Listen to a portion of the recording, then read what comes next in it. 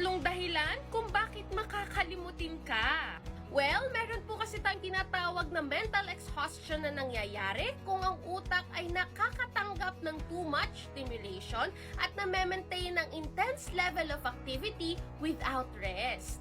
At madalas po itong nangyayari sa mga nag-aaral or nagtatrabaho for long hours with few or no breaks. Kasama rin ang nagsispend ng too much time na dealing with overwhelming responsibilities at nagbubuwas ng maraming mental energy sa kakaisip ng problema, pag-aalala, and other sources of stress, which can lead to memory problems, poor concentration, and to regulate emotions. So ano po mga dahilan? Number 1 is because of chronic stress. Kaya naman, learn to manage your stress levels, know your limitations, at gumawa ng mga activities na mag-e-enjoy ka.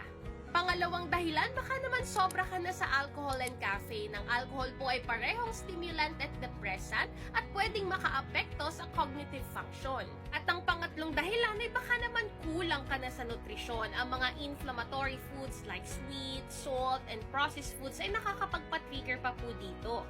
Mas maganda kung puro brain-boosting foods po kinakain natin like whole, natural, and unprocessed foods. When it comes to supplementation, I highly recommend Nature's Bounty Ginkgo Biloba Extract.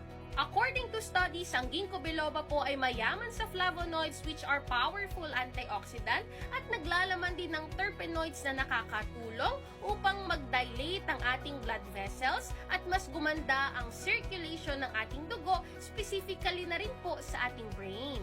Doc, bakit 30 milligrams lang?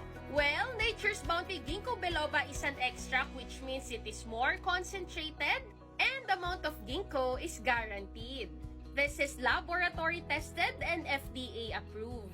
At kung sasamahan pa natin ang tamang diet and lifestyle, malaki ang tsansa na mas mabilis po nating ma-absorb ang benefits nito. Prevention is always better than cure. Stay healthy po!